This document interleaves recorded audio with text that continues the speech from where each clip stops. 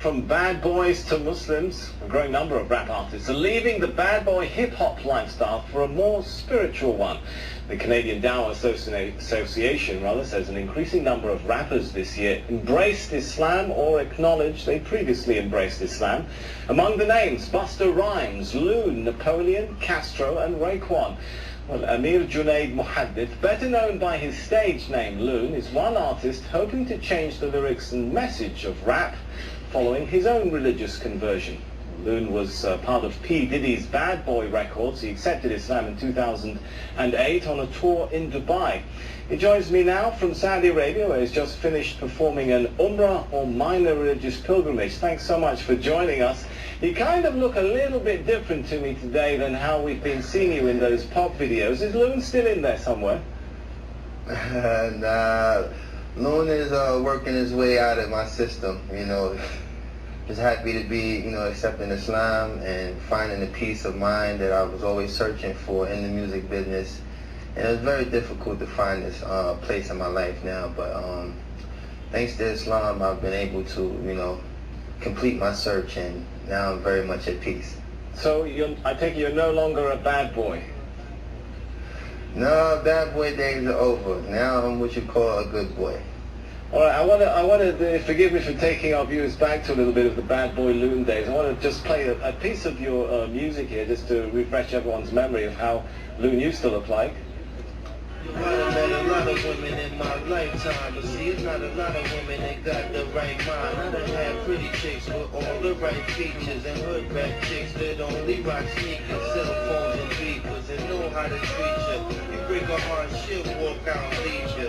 I find a girl, I'm a keeper, cause I'm getting money and the game getting deeper. You want some real... Well, I guess the question now is, will you continue to rap? Well, right now I'm very much focusing on, you know, studying Islam and becoming more knowledgeable of the deen, because, you know, being in a position of influence, you know, I have to be able to, you know, protect myself in ways, you know, the media sometimes, you know, try to use these transitions that artists make and try to make it, you know, saying an opportunity to make a mockery of Islam or whatever faith a person might choose. So I'm, you know, very much an advocate of trying to study the deen and become more knowledgeable of Islam. And, right. You know, Allah knows best. Maybe maybe I won't. Yeah, in addition to studying your new religion, I understand you're also working with another group of rap artists to try and change the message of rap itself. Is that possible? I mean, rap hails from the hardened neighborhoods of the West. The lyrics sometimes attack, threaten, insult others. Can rap be rap without all of that? Well, that's something I think all of us as artists who, you know, saying accepted Islam are struggling with, because it's a very, very fine line. You know, saying with me, I actually really love the music, but it's the lifestyle that's really the bad influence. You know, the music sometimes can be geared towards things that influence people to do positive things, but the actual, you know, part that deters people from, you know, practicing their faith or concentrating on positive things is really the lifestyle. All right, I've got to ask you this one now. I want you to give us the first post-Islamic conversion rap of Loon live here in Al Jazeera. Oh man, you catching me off guard now, because I really, like I said, I've veered away from that lifestyle for a second. Come on, just a sentence or two. I know there's still a bit of Loon in there somewhere. I don't know. I mean, for the most part, let me see. You got me there, man. You got me there. All right, well, I'll give you a minute to think about that. Maybe we'll come back to it. But yeah, we'll come back today. Rap was, you know, seen in many parts of the world, particularly this part of the world, as a really Western cultural product, a threat to local cultures. Could it become something of an instrument for introducing Eastern culture back to the West, if many of you guys are adopting Islam? Well, what I think is the most, like, the mass audience that we reach as artists, particularly in the club.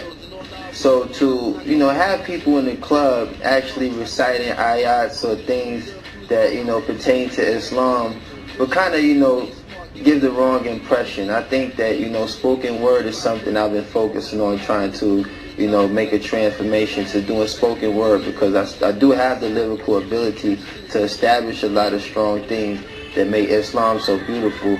But it's very hard to walk that fine line when you have music in the background that kind of, you know, either plays its role as a dance rhythm or something that might, you know, mislead a person from the message that we're trying to give.